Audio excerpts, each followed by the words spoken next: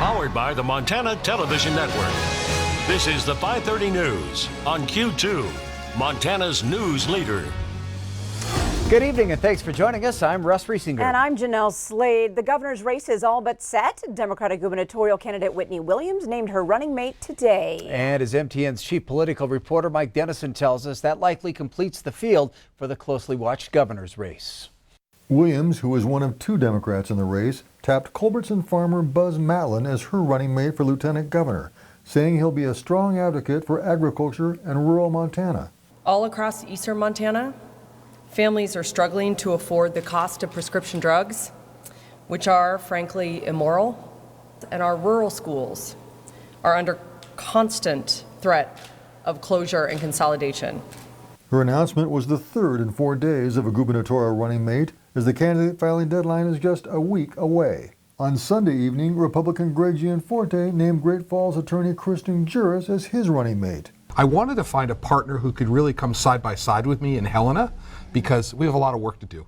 You know, our number one priority is bringing more good paying jobs to Montana, peeling back these regulations that get in the way of small business. And on Friday, Democrat Mike Cooney chose House Minority Leader Casey Schreiner of Great Falls as his partner on the ballot.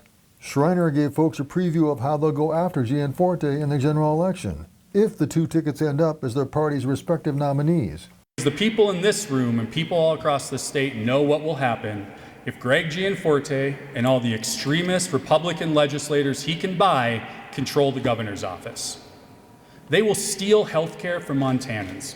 They will dismantle our public education system. They will privatize our public lands, and frankly, they'll bust our budget. Primary voters will choose the Republican and Democratic nominee 3 months from Tuesday on June 2nd.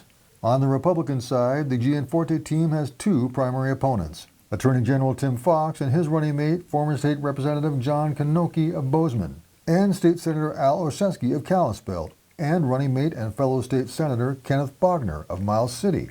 There's also a Libertarian team running for governor, Kalispell businessman Lyman Bishop and his running mate John Nesper. The governor's chair is open because incumbent Governor Steve Bullock is barred by term limits from running again. Governor also is the only state office where the lead candidate must file with a running mate partner for lieutenant governor. Now the campaign sprint begins in what's probably the top election race in Montana this year. In our coverage, we'll be telling you more about these candidates, their plans, and where they stand on the big issues. At the Capitol, Mike Dennison, MTN News. Now, candidates for all state and local offices have until next Monday to file.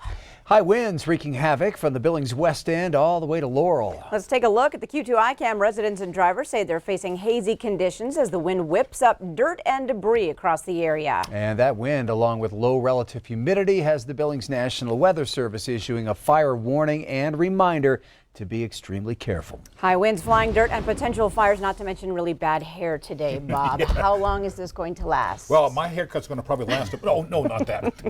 That's the big question. Yeah, it's going to stick around for a couple of days. Let me show you what's causing it all. You can see here the jet stream. That's what's happening. The jet stream's coming right across the Billings area, and what's happening is that jet stream is kind of mixing its way all the way down to the surface. So we're getting the strong energy from those upper level winds, and they're getting all the way down here to our neck of the woods. So that's causing some of those high winds, also some scattered rain showers just to the south of the Billings area. These are our current winds right now. The area is highlighted in blue. That's where we have our wind gusts the last hour. Billings 36 miles per hour. You can see wind gusts up to 46 miles per hour cut back, and same thing over Great Falls, 41 miles per hour. Same thing in Livingston. So very breezy. So here's what's going to happen. We're looking at those windy conditions staying with us right on through noon tomorrow, and then on into probably sometime later that night. The winds start to die down a little bit on Tuesday night. By Wednesday, the winds come right back at us. Look at that, right to 33 miles per hour in the afternoon. So we're going to have this stuff stick around right on through Tuesday and Wednesday, but by Thursday and Friday, the stuff starts to die down. And we'll have more about that in a few more minutes.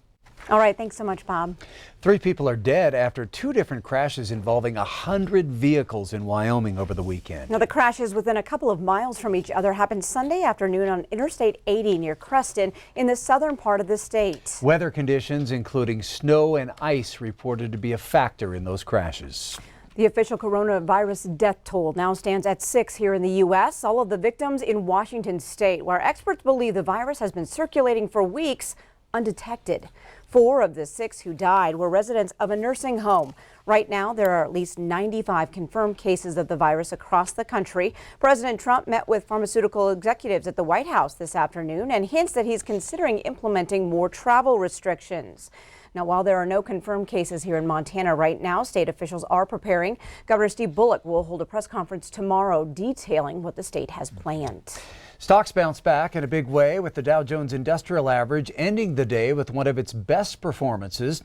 The Dow rose 1,293 points, or just over 5%. That was the largest one-day percentage rise since back in March of 2009. Financial advisor Gary Buchanan says the market was due for a correction, but that much of last week's huge drop was based on fear. He says much of today's gains come from expectation that the Fed will reduce rates once again. I've had 2 or 3 rate reductions this year, and the question is, how much further can you go? I think it would be more symbolic because there's not much ammunition left in terms of reductions, but it would be helpful here because the economy, in terms of a potential recession, I think is on most people's minds. And Now, Buchanan says Joe Biden's strong showing in South Carolina may have also helped the markets, which he believes are nervous at the prospect of a Bernie Sanders candidacy. Regardless, he believes it could be a rocky ride still ahead before things settle down again. A 26-year-old man was rushed to the hospital early this morning after the passenger in his car shot him in the leg. Now, the shooting was reported just before 4 a.m. off of the 800 block of Avenue B. That's just behind the Nickel Casino in Billings. Billings police say the suspect then fled the area. A Jeep was towed from that scene. Authorities say the victim's injuries were not life-threatening. One person was shot during a large weekend party near Huntley. Yellowstone County deputies responded early Saturday morning in the area of Rip Rap Road. Deputies say there were about 300 people at the party, and it appeared the attendees were adults. When authorities arrived, the organizer agreed to shut it all down. Well, at the scene, deputies were contacted by dispatch and told that an individual with a gunshot wound was at the hospital. The shooting victim said the shooting happened at a bonfire near Huntley. No information on the condition of the victim has been released, and no arrests have been made. And a Custer County woman is charged with felony deliberate homicide after court documents say she stabbed another woman more than 20 times. Police say that Katie Marshall Parr bludgeoned Peggy Wapples in the head, face, and neck Friday in Miles City. Authorities have not released an update on Wapples' condition. A controversial treatment for convicted sex offenders is making headlines across the U.S. This year, Tennessee lawmakers could become the 9th state or U.S. territory with some type of chemical castration law. Now, we found out Montana is one of those states with a law already on the books. We've had it for more than 20 years. Chemical castration involves injections of a drug meant to severely reduce sex drive in people convicted of certain sex crimes. Now, technically, it's an option for Montana's district court judges when they sentence sex offenders, but our investigation could not confirm a single instance of the treatment being administered to a Montana sex offender. In theory and in practice, what we see is when we reduce the testosterone, we have a lowered level of sexual thoughts, desires, physical aggressions. Specifically, when we're talking about even considering it, this is usually something where we have a high-risk individual who has harmed people, usually repeatedly, and has ongoing desires to harm populations such as children. Tonight at 10, MTN Investigates will look at how the treatment works, possible reasons why the law hasn't been used, and if people in the criminal justice system here in Montana even know it's an option.